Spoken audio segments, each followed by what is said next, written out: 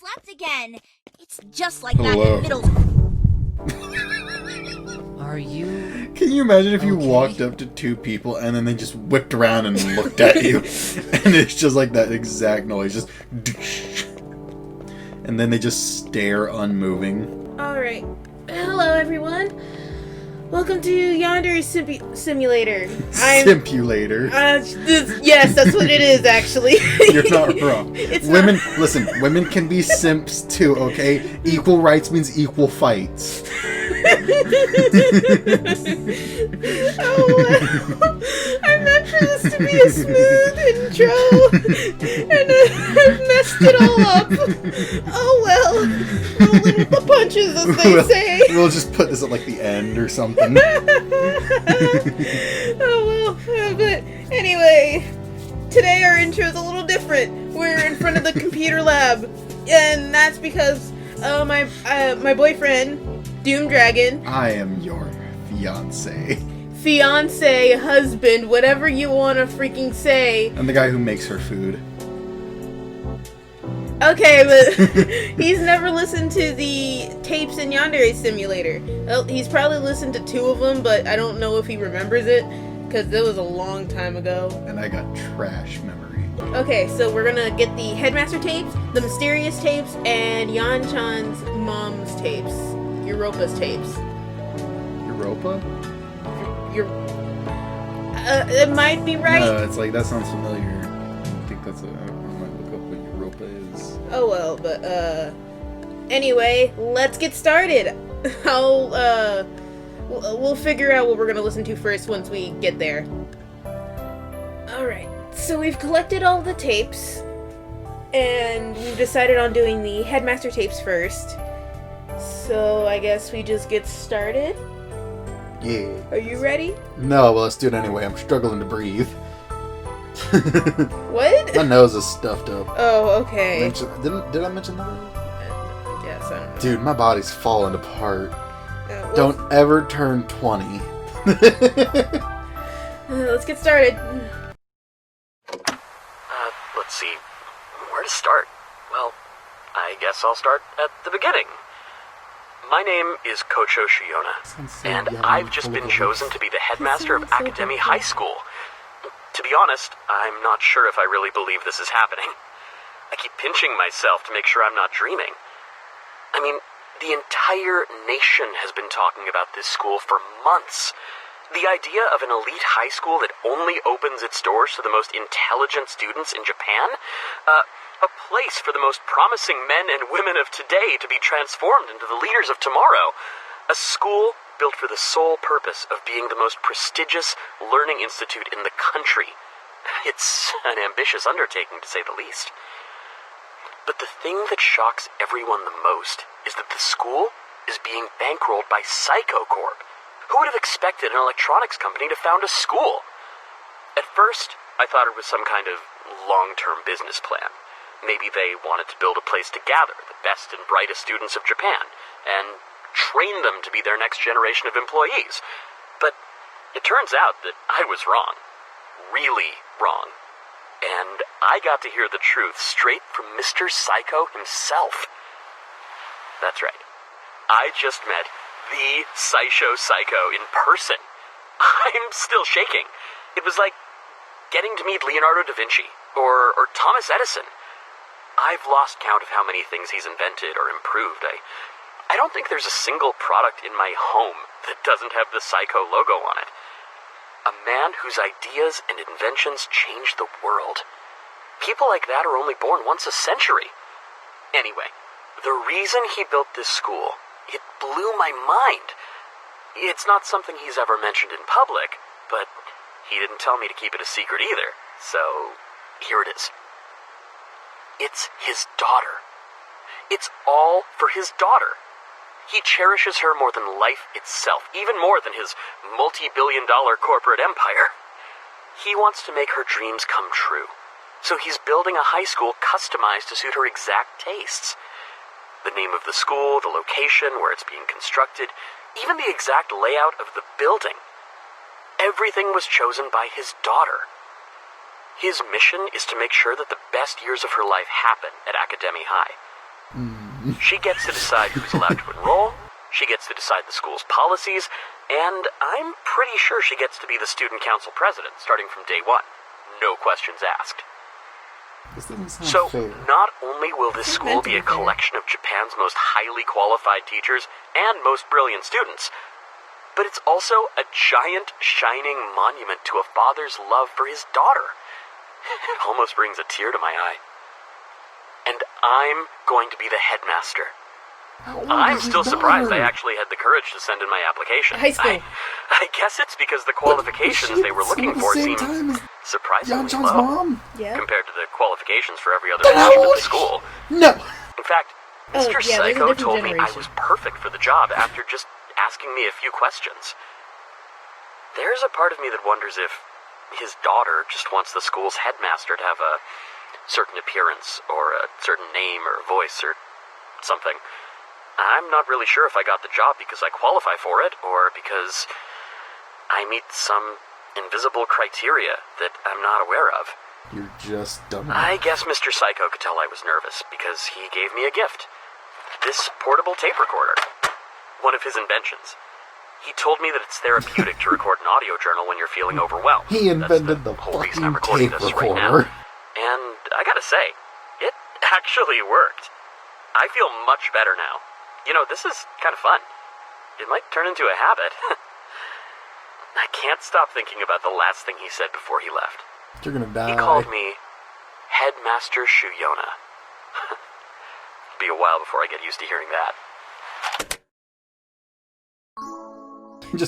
He looked him dead in the eye. You're gonna die. 100%, my guy. So how'd you feel? He sounds so youthful and hopeful and full of life. We're gonna get to the last one. He's gonna be like, alright, well, everyone's dead. That's a thing. Also, you had that mini stroke when you heard about, like, this being for his daughter. Yeah, because, like, you don't build... How do you... A, you're building an entire school for your daughter. That's not good. She's gonna end up spoiled. She's gonna have so many issues. And B, if she was in the same class as... What's her name? Europa. No, yeah, Europa. Then she's coming back to school, and she's hitting on our man meat. Man meat? Our meat. Then, like, how old is she? How old is she? Megami? Is that Psycho's daughter? No. I need the timeline here. Not this Psycho. Not the Psycho they're talking about here. There's a different daughter. Listen, this game's full of psychos, okay? We gotta be very specific. Okay, so there's the Mr. Psycho they were talking about. Correct. And then he has his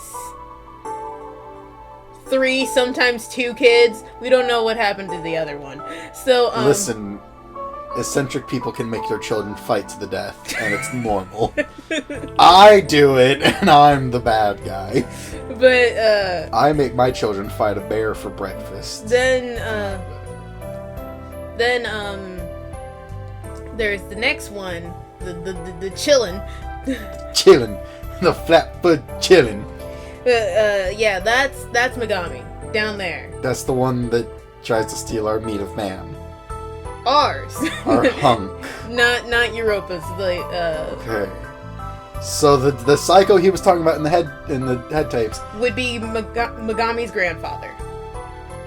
No, I'm talking about like the daughter that he talks about in these head tapes is not the same one as the one we see in the computer or in the like when he's showing off character models at the very end. Yeah, it's not the same one. Okay, I needed that clarification. And you got it.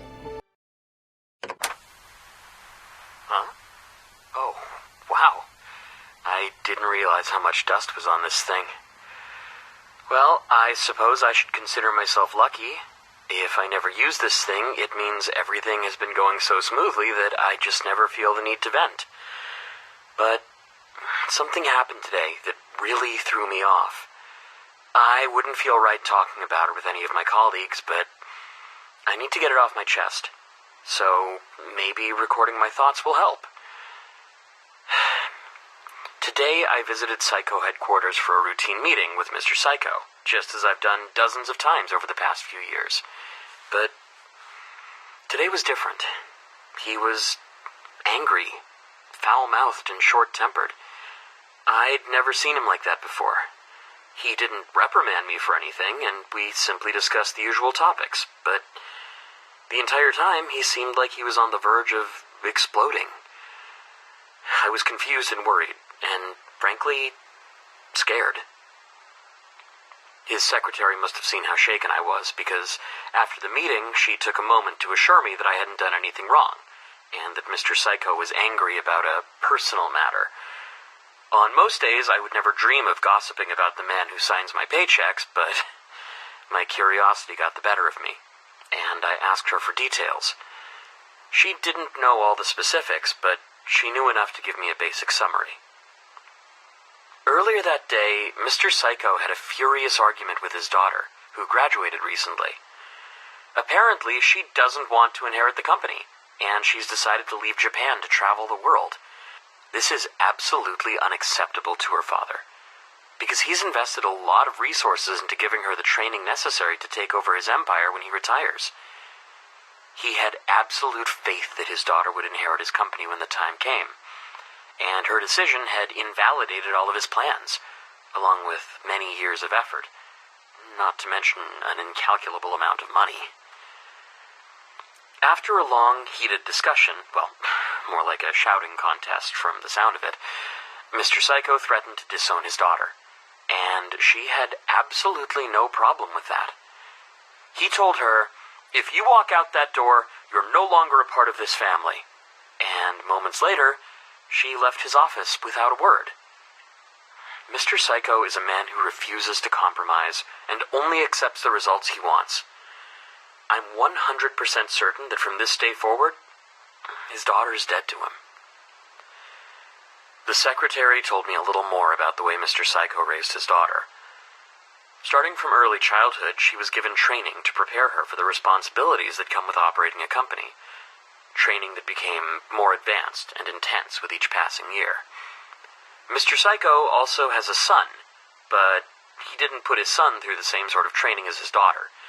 Instead, he granted his son a perfectly normal childhood, perhaps out of guilt for what he did to his daughter. But now he's making preparations to rapidly change the direction of his son's life, so the boy will acquire the traits and skills that his sister spent her entire life developing.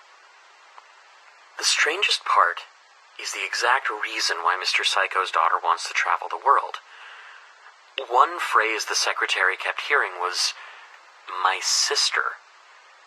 Apparently, Mr. Psycho's daughter is absolutely convinced that she has a sister somewhere in the world, and that she needs to find her. But Mr. Psycho only has 2 children, so if she says she has a sister, there are 3 options. She's speaking figuratively, she's actually become delusional, or Mr. Psycho has an illegitimate child.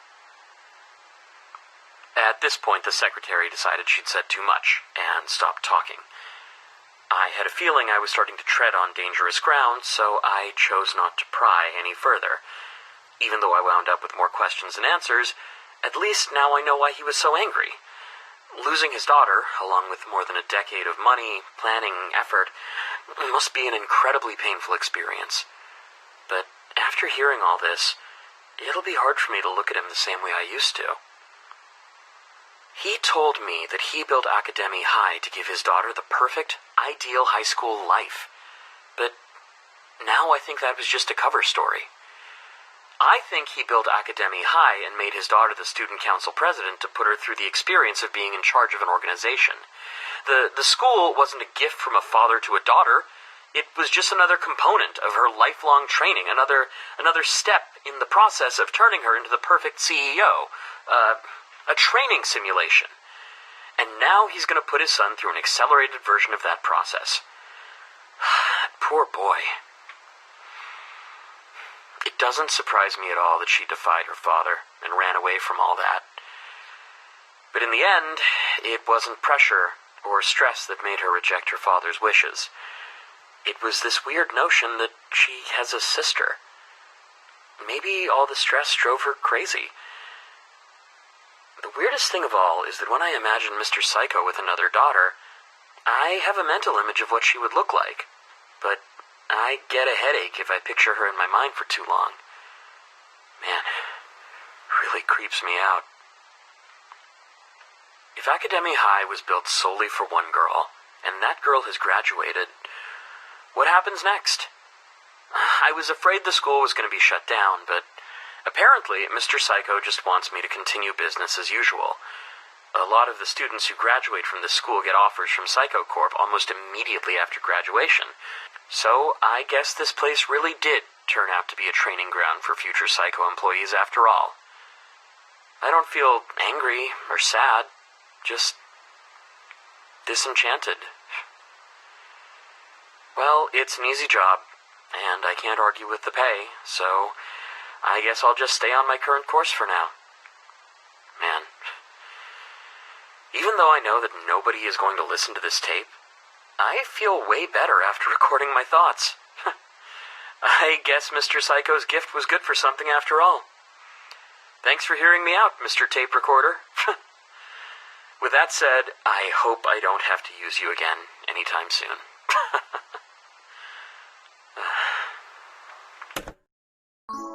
Man, what happens if, like, it gets revealed that Europa was the sister? Oh, I've never thought of that. I don't like that. That would explain why they're just tolerating Yanchan. Like, that's a theory that probably holds, like, very little power, but, like, I don't know, you folks of the internet, go find, like, the obscure comment that the creator made 3 years ago. The one tweet 5 years ago. That, like, has little to nothing to do with it, and it's just, like, at the very end, it's just like, oh yeah, Yanchan's related to Psycho. Okay, so... Yanchan is a psycho, and not in the way you're thinking. Because it's like, there's a character that exists in Yandere Simulator. There are a lot of characters that exist. One that you probably haven't seen. So, her name's Fun Girl. Have I shown you her? You know, you and I both know that I don't know. You quit making them assumptions. Well, Fun Girl is a girl that exists... Yes. So she exists in the code of Yandere Simulator, like Gaster, and everyone believes that that is the third child of Mr. Psycho. She was thrown into this machine that erased her from all timelines. And now she just, like... You hate your third child so much, you build a machine to wipe them out of existence. No, that's the thing. He didn't hate her. He absolutely loved her. It's just that he was so confident that his machine was safe that he tossed his daughter in there. Okay, I hate when scientists do that. It's like, you build a machine and you're so confident it's gonna work, you put the person who's most important to you in it? No! Like, you throw like a few rats in there, dude. You don't be like, alright, never tested this machine before, but it's supposed to make you bulletproof. Let's throw my child in there and then unload an AK on him.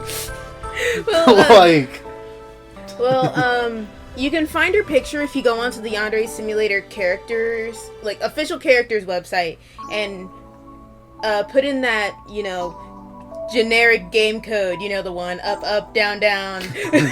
Oh, the Konami code? Yeah, that one. If you put it into the website, you can find Fun Girl. And she haunts the code of Yandere Simulator, saying that she exists, like, in all time. So, in her time, Yandere Simulator is completely done, but also has never been started. Like, here's my engine that turns people into God. Daughter, go sit in it. Like, she had one line where she said that she's been waiting for Yandere Simulator for generations when we've only been waiting 6 years. That's just foreshadowing. That's why he was talking about how when he was imagining a mental image of her, he couldn't keep that image in his head for too long or else his head would start hurting. Because she's basically a demon now. So it is possible that it's Fun Girl. So that means there's pretty much no chance that it's Europa. We don't know that though, because like, nothing's confirmed. Yeah, but still. Like, it's a high chance, but nothing's confirmed. Yeah. Oh well, next tape. Wow. Can everything really collapse this easily? Dude, you have no idea. Cameras, interviews, police. I don't want this to be my life. That's too fucking bad. The past few years were perfect. Why did this have to happen? That's life. It's not like it was my fault. Or was it? I think it was. I guess I understand why they're putting all the blame on me. It's my school. I'm responsible for it and everyone inside of it, but how was I supposed to... How could I have seen this coming? What could I have possibly done to have prevented this? A murderer. A killer. In my school. Those girls who disappeared. I don't want to admit it, but it fits. Those missing girls are probably dead. Dead. Was there anything I could have done? Could I have stopped this? Could I have saved them? If I was more vigilant, more strict with background checks. I mean, what am I supposed to do? Have metal detectors and security cameras in every hallway? Do a mental health check on every student every hour? How do you prepare for this? You can't. If someone is just crazy, just insane, then you're screwed. It's not your fault or anything. It happens because they're just this crazy, screwed up person. It's not your fault if this happens. It's not your fault. It's not my fault. Seems like someone's going a wee bit crazy and we're only 3 tapes in. 3 tapes. Oh, well, but I mean, like... a lot of blame just got thrown at him. Because I'm pretty sure a lot of girls died. Yeah, that's the thing about life. If it's ever going good, that means that something horrible is going to happen soon. Well, I mean, like it's been a few years since, Which is why the bad thing that happened to him went so bad. The longer things are going good in your life, the worse the bad thing is going to be. Don't be negative. What a goddamn disgrace! Oh, dude. Innocent? Innocent! Innocent my ass! She's the culprit. She did it! That girl, that monster! I've never seen someone so goddamn manipulative. She fooled them all. Every single one of them was dancing in the palm of her hand by the end. What a farce! People are dead. Young people who had promising futures, whose lives I was responsible for. She did it. She did it. She's the only one who could have. That blood is on her hands. And now she walks free. That conniving little... And I'm expected to let her back in the school. Stand on a stage and hand her a diploma? Mr. Psycho told me to let it go, but I can't. I can't let this go. She murdered people and got away with it. I can't believe... God damn, this is just... This was supposed to bring closure. This was supposed to close the chapter. This was... God damn her! God damn her. Yep. You can't just say yup. I mean, justice doesn't really exist in any sort of form, so... You know... Bad people get away with shit all the time. Especially if they're rich. She's not rich, though. But if she were...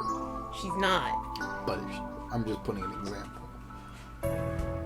I believe I told you this before, but all she did was, like, cry on the stand. Yeah, which is madness. I didn't realize how pathetic this was until I hit the record button. There are distressing things I want to talk about. But the only people around me are my colleagues at work. I can't show weakness in front of my subordinates, so if I want to talk and have someone listen, then I have to use this. A tape recorder. God. The problem is, enrollment is dropping. The past few years weren't too bad, but now, for the first time since the school opened, enrollment is actually lower than the previous year. This was the only good thing I had going for me, and now I'm watching it die. I can pinpoint the exact moment when the decline began. That trial. That damn trial. As soon as the media started calling this place the murder school, our fate was sealed. The only suspect was found innocent. So the public believes that the culprit is still at large. Nobody wants to attend a school where a serial killer might be running loose. But that was 6 years ago. 6 years. We haven't had any incidents since then. It's safe here. What am I supposed to do? Hang a sign on the front door of the school that says, "We've gone 6 years without a murder. You can all come back now." We had momentum. We had an upwards trajectory. We were rising, soaring. We were on the road to being as internationally renowned as Harvard or Yale. But that trial, it killed the momentum. And once you lose momentum, it's almost impossible to get it back. Sometimes I wish that journalist had never said anything. If he'd kept his mouth shut, just let her get away with everything. There never would have been a media circus. Just some mysterious disappearances that would have been forgotten in a few months, but no, he had to drag us all into a big scandal. If only some random person would just be found guilty for all those murders, then maybe this notion of a serial killer running loose around academia would finally go away. God damn it. What am I saying? I don't really mean any of that. It's this whole situation is just, it has me, I'm wrong, though. It's not the journalist's fault. It's not the court's fault. It's not even my fault. This is her fault. It's all her fault. Oh no. Sounds like he's starting to lose it a little bit. Yeah, he is. That's definitely what's happening. Going ever so slightly crazy. Just ever so We're slightly. halfway in and he's already losing his mind. Yeah, we're not even at the end. Good lord. Class time. No. Yeah, we're not going to class. They come in, it's like, hey, you gotta go to class. No. Oh well. Same thing as when you tell somebody to wear a mask and they're like, no. Yeah, because we're in America. That's the problem here. I halfway wish we could deal with Karens because I'm tired of 6-foot men throwing fits like 5-year-old children. No, those are Kevins. Kevin's? Yeah, that's what they're called. Alright then. Nah, Kevin's just a bitch. I saw her. That woman. I saw her again. The one who's responsible for everything. Perhaps I'll start at the beginning. Every week, I travel to Psycho Corporate headquarters to have a meeting with Mr. Psycho about Academy. This time, I arrived a few minutes earlier than expected. I asked the secretary if it would be all right to begin the meeting early, but she refused. She told me that Mr. Psycho had another appointment right before mine, and that I'd have to wait my turn before I could see him. I took a seat and began to wait. That's when she walked into the room. It's been 10 years, but not a single day has gone by that I haven't thought about her. The one who ruined everything for me. I recognized her immediately. She had aged, but I could still tell it was her. She glanced in my direction for a moment, and our eyes met. She smirked, but said nothing to me. She walked straight through the waiting room and directly into Mr. Psycho's office, without even speaking a single word to the secretary. At first, I was speechless. Then I jumped out of my seat and asked the secretary to identify that woman. The secretary was silent for a few moments, and then gave me some generic platitude about how the details of Mr. Psycho's appointments must be kept strictly confidential. That didn't stop me from asking everything that came to mind. How long had that woman been coming here? How often? What business did she have here? But the secretary was like a stone wall that refused to budge. I couldn't just leave it at that. I left the waiting room and asked the nearest employees if they could help me. When they saw how distraught I was, they were eager to help, but when I asked them if they had seen that woman who just walked by, their attitudes changed in a heartbeat. They slowly turned away from me and returned to their work in silence. They ignored me, as if I wasn't even there. I haven't been treated like that since I was a schoolboy. I returned to the waiting room and paced back and forth anxiously, waiting for that woman to exit Mr. Psycho's office. I'd spent years fantasizing about an encounter like this one. I had rehearsed every single word I would say to her if I had an opportunity to speak with her again. I was fully prepared to tell her exactly how I felt about her actions 10 years ago. Then I heard the secretary's voice.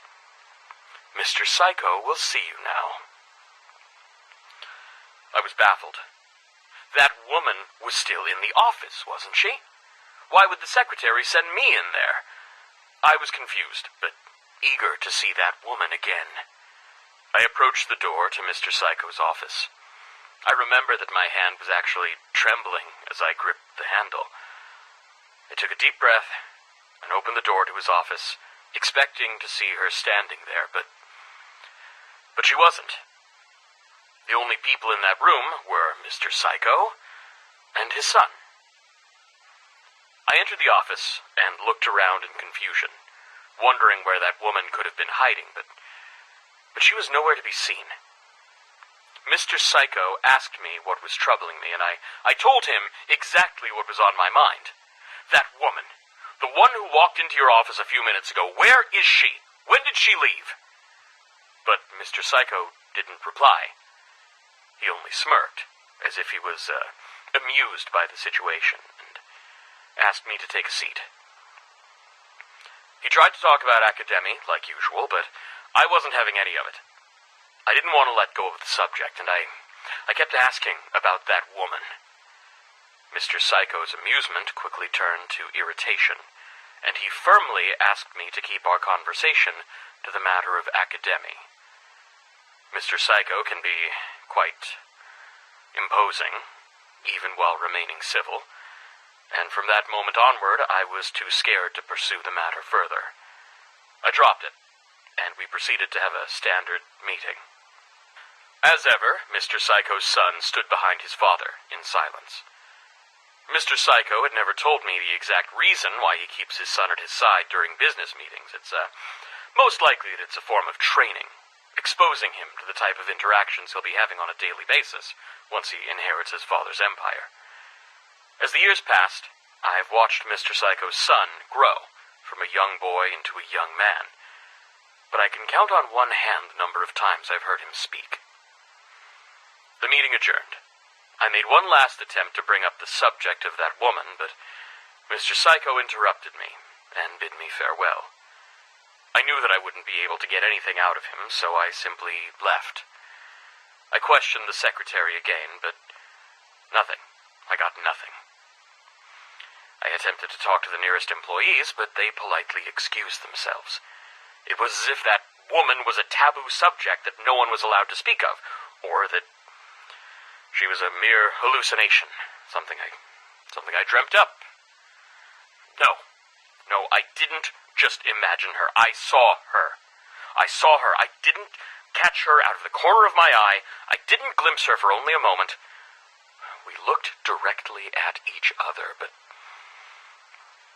what business would that woman have with Mr. Psycho?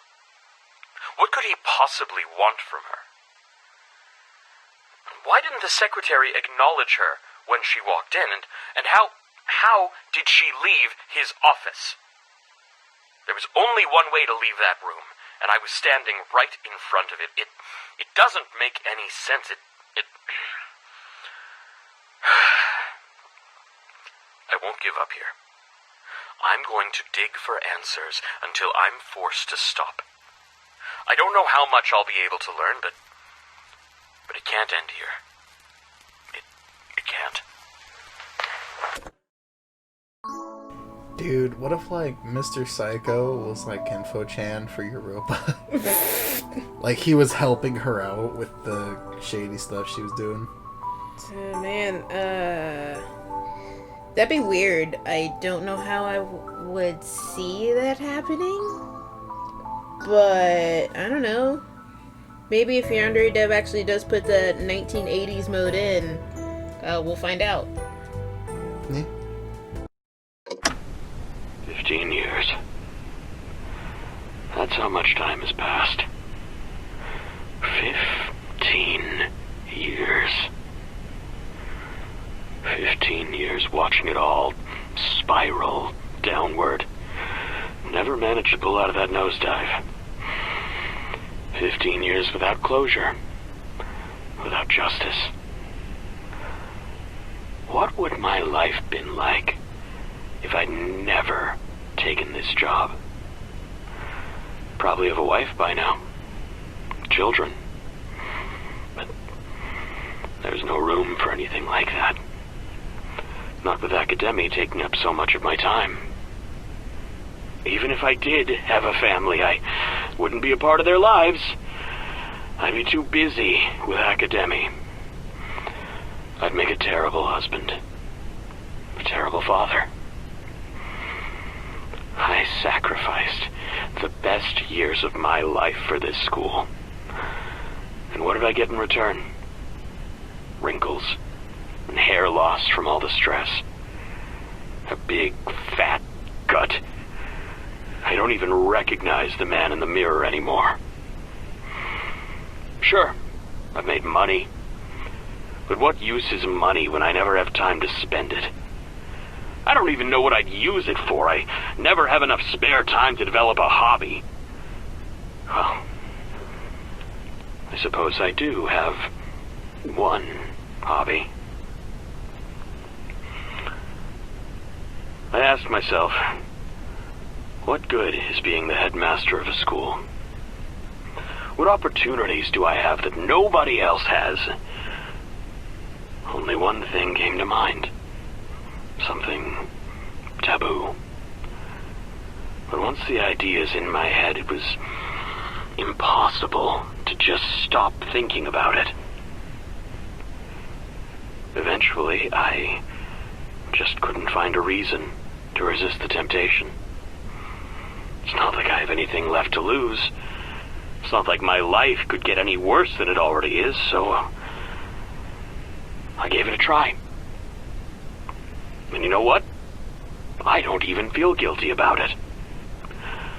You see, filming someone does absolutely no harm to them. No harm whatsoever. It's not as though I post the videos online or anything like that. It has zero impact on their lives, so what's wrong with putting a few cameras around? At this point, I don't even care if I get caught. Actually, the risk of getting caught makes it a little more thrilling. And even if I did get in trouble, at least it would shake things up a bit. Bro, My things life are would gonna finally shake so hard. change in some way. And for that reason alone, I would be happy. It's a win-win. I just wish I'd thought of this sooner. Don't worry, soon you're gonna have a reason to pull your gun on your students. Oh no, okay, well, how you feel about him so far? I don't know what he's recording. I don't know. That is just nasty. He's probably just recording this, like, hidden cameras around the school. Because he's got one in front of InfoChan's room. He has one camera that's focused on a student room who just sits there staring at the wall the whole time, just... And it's just like... He hasn't moved, but every time I go down to the classroom, he's gone. I don't know what's happening. It's InfoChan. It's... Threw a rock at him one time. Nothing happened. Okay. A while later, I found a bloody mouse in my drawer, so that's a thing. You ready? I just want to hear when he starts drawing guns on his students. They just one of these tapes start with like gunshots. You hear multiple gunshots, and it's like, oh no, they were trying to bring me donuts. No, No! the donuts. No! Fuck them kids. Oh well, next tape. You ready? No. Whenever I sit in front of Mr. Psycho and give him an update about Academy, I expect him to be furious with me. The school's reputation and enrollment have both been declining for almost 3 decades, despite my efforts to turn them around. Mr. Psycho has every right to chew my head off, but he doesn't. As a matter of fact, he seems quite indifferent towards Academy as a whole. Our weekly meetings feel like a formality, and nothing more. Something we do merely because it became routine. I get the impression that he couldn't possibly care any less about Academy, and keeps it operational purely because closing the school would reflect poorly on Psycho Corp. Or perhaps because the school had become something of a monument to his missing daughter. Perhaps he's more sentimental than he looks. If Academy's enrollment numbers continue to drop at their current rate, less than 100 students will be attending the school next year. At this point, it's clear that nothing I've tried over the past 30 years is going to save the school's reputation. So, with practically nothing left to lose, I proposed something radical to Mr. Psycho. A complete rebranding. My research has shown me that Academy's declining popularity is directly connected to the school's reputation for notoriously difficult entrance exams and needlessly strict rules. The last thing I'd want is to allow the school to fill up with imbeciles and degenerates. But it has become obvious that the school's reputation will never recover unless sweeping reforms are made. I presented Mr. Psycho with a list of everything that would make the school a more welcoming environment, allowing students to style their hair, wear makeup and accessories, customize their uniforms, bring smartphones to school, enter romantic relationships, access the rooftop, and so forth. I even proposed making the entrance exams a little less difficult and lowering the tuition fees. I truly didn't know how Mr. Psycho would react. On one hand, he seemed apathetic about Academy. On the other hand, I was proposing a complete reversal of everything that Academy stood for. After I concluded my presentation, he sat in silence for a while. I wasn't sure if he was giving my proposal deep consideration, or simply pondering whether or not he cared at all. Eventually, he shrugged his shoulders and simply said, "Give it a try. I'm not sure whether or not the rebranding is going to be a success, but For the first time in years, I feel excited. Like I actually have something to look forward to. The tedium of the last few decades had become unbearable. And these big, drastic changes are exactly what I needed to break up the monotony. I'm eager to see what kind of crowd these reforms will bring in. Here's to a new chapter in the story of Academy.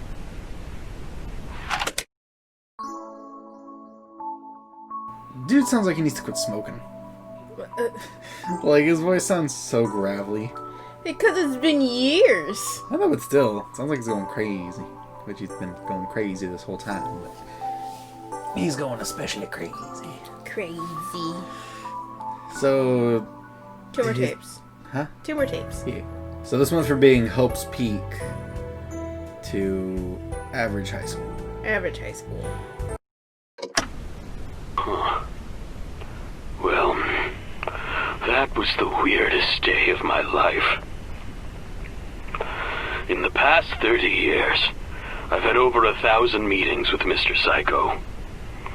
When I walked into his office today for our weekly meeting, I could immediately tell that something was very wrong. Everything about him, posture, expression, demeanor, was completely different.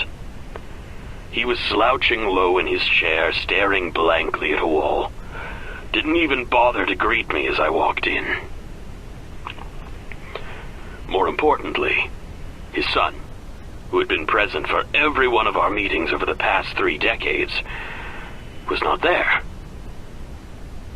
I asked, "Will your son be joining us today?" To which he simply replied, "There is no reason for that anymore." As I took my seat, I asked him if anything was wrong. He didn't reply.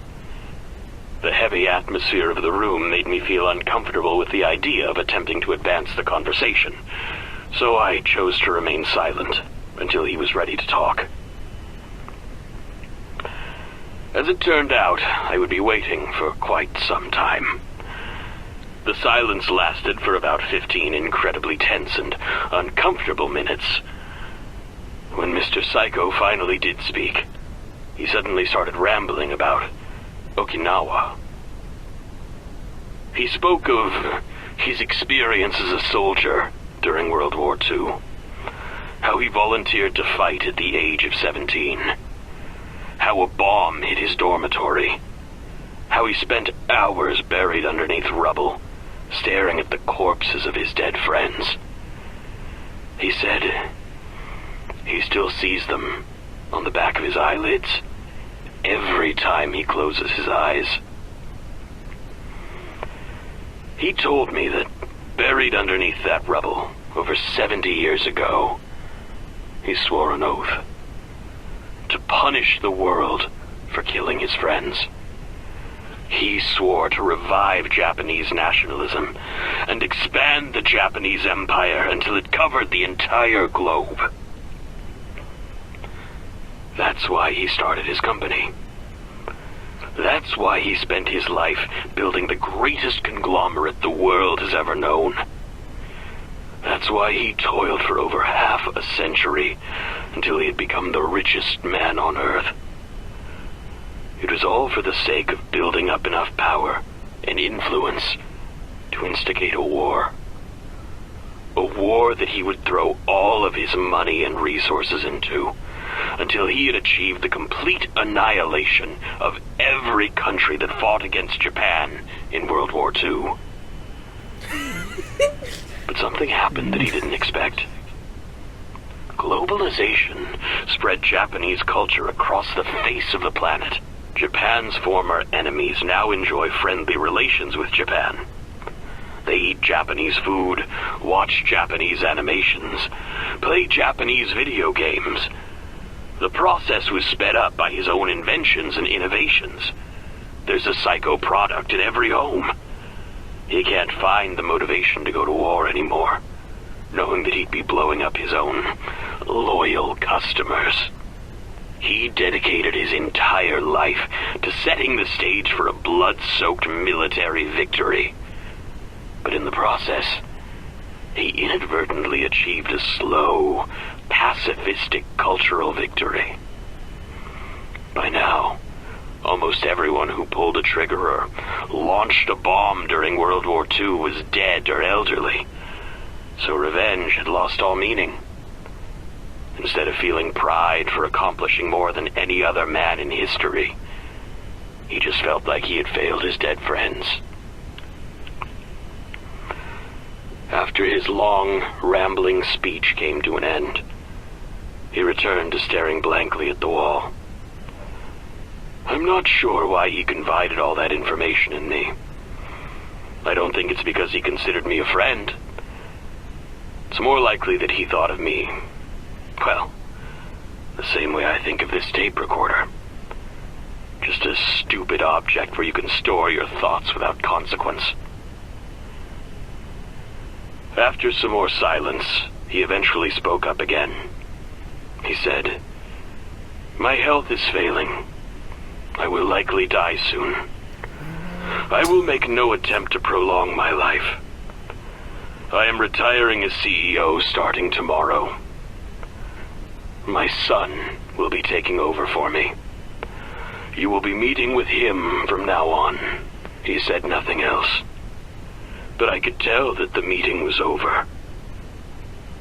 That was most likely the last time I'll ever speak with him, or see him in person. The next time I address someone as Mr. Psycho, I'll be talking to his son. The world's most famous man. Secretly a nationalist with plans for world domination. Harboring a half-century-long grudge. I would tell the media, but it wouldn't matter one bit. Psycho Corp controls everything that the media says or does. Even if I told the world what he confided in me, the media would never run the story, and it would quickly be dismissed as a baseless rumor or crackpot conspiracy theory. I guess, in that sense, he really did take over the world. Also, dude, I hate to break it to you, World War II really did not end well for you guys. No, not at all. But, that's probably why he was planning to basically blow up Earth. I'm sorry, I still just love the description of we blew up 3 boats, they dropped the sun on us twice. It's like when you kick mommy and then mommy just comes down with the hand of God. You kick mommy yeets you out the window. Yeah, that's basically what happened. Yeah. Oh well, last tape, you ready? Yep.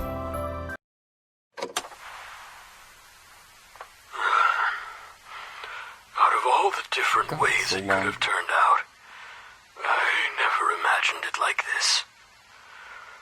A few days ago, I received an email with screenshots of certain directories on my personal computer. I don't know how anyone could have managed to accomplish something like that, but I can only assume that this person must have been some kind of top-class computer hacker. They threatened to expose what I've been doing unless I meet their demands. Being discovered and blackmailed has been my worst fear for over a decade now, but this person, whoever they are, isn't asking for money. Instead, they want complete ownership of a single room at Academy High.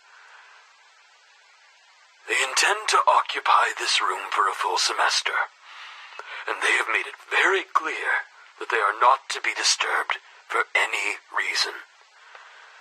I have no clue what they intend to do in this room, but I'm not really in a position to decline. All things considered, this situation isn't as bad as it could have been. They could have demanded an absurd sum of money, and instead, all they want is a room. Their request seemed harmless enough, and there was a suitable room available, so I decided to comply with their demands. Well, it's not like I really have a choice in the first place. They also asked me to make sure that the room has certain equipment inside of it before they arrived. Computer monitors and hard drives. We already had a surplus of supplies like that, so it wasn't a problem. The tricky part was convincing the rest of the faculty not to enter a specific room for any reason, and not to question it either. I spent a long time mulling it over and eventually came up with a cover story that seemed convincing enough to believe. To be perfectly honest, I'm a little proud of it. I told the faculty that a special needs student with extreme agoraphobia wishes to attend Academy High.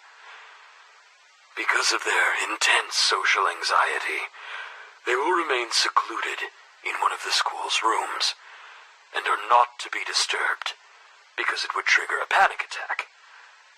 Teachers will record their lectures when class is in session, and email these recordings, along with class assignments, to the reclusive student, once per day. I will personally handle anything else the student requires, such as meals at lunchtime. Some of the teachers thought my story sounded a little sketchy, and wanted to hear details. Their questions were harmless, but I was sweating bullets, and I felt like I was being interrogated by the police. Eventually, I convinced them to believe the cover story, and the meeting ended with the faculty praising me for being so accommodating to a mentally handicapped adolescent.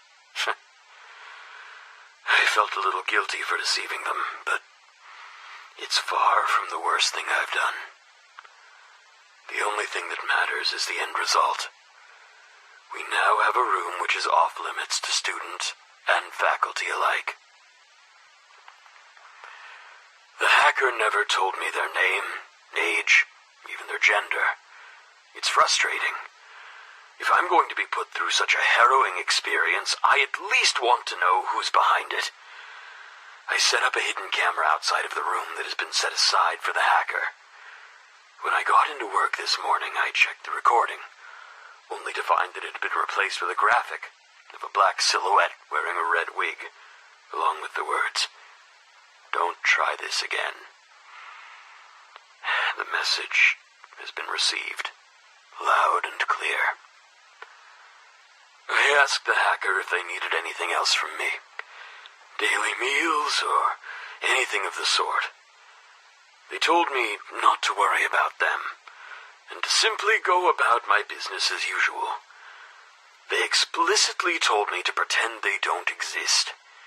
It's going to be nearly impossible for me to put them out of my mind, when they could end my career with a single click. It feels like there's a slimy creature crawling underneath my clothing, and I simply have to grit my teeth and live with it. Then again, I don't really have any right to complain. Perhaps this is simply karmic retribution for my actions. It's very fortunate that these little therapy sessions were confined to cassette tapes. If I had been making digital recordings instead, the hacker would have a lot of very dangerous information right now. With that said, I no longer feel comfortable keeping these tapes around.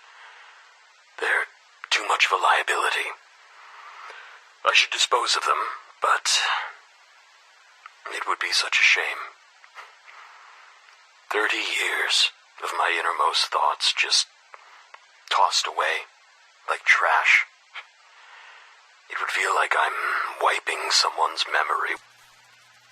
What was the point of recording anything at all if I was just going to destroy it one day? There was never anyone in my life who I felt comfortable expressing my anxieties to. This tape recorder has been like a close friend who I could trust with my deepest secrets. I know I have to dispose of these tapes, but maybe I'll keep them for a few days. Listen to them one last time. Try to figure out where it all went wrong. Then dispose of them when I've said my goodbyes. But there is one tape that I'm already prepared to part ways with.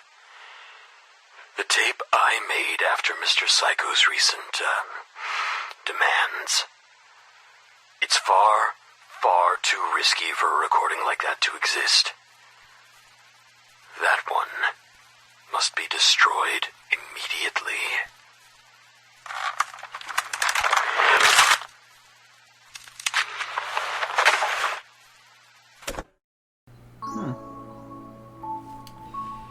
Well, that was interesting. Yeah. Alright, well, I suppose that does it for this episode, and then the next episode we're going to do the rest of the tapes. Yeah. Alright. Because, I don't know. The recording I'm seeing says it's like an hour and 30 minutes. We, took some time to find the tapes. I'll probably separate them out, though. Alright. Well, ladies and gentlemen, that does it for this episode of the Headmaster's tapes. In the next episode, we're going to be doing the mysterious tapes and basement tapes. Which really probably won't. That'll probably just be like a 15-20 minute video. Maybe. But, oh well. I'm Karen Maku. I'm doing Dragon 682. And we'll see you next time. Please remember to like, comment, and subscribe if you want to see the next video. And ding that bell like you're at a Taco Bell and you're an 8-year-old kid who sees the bell hanging next to the door and you want to ring it with all your might, but you don't because you know your mom's going to yell at you. Okay. Okay, bye everyone. Bye. Bye-bye.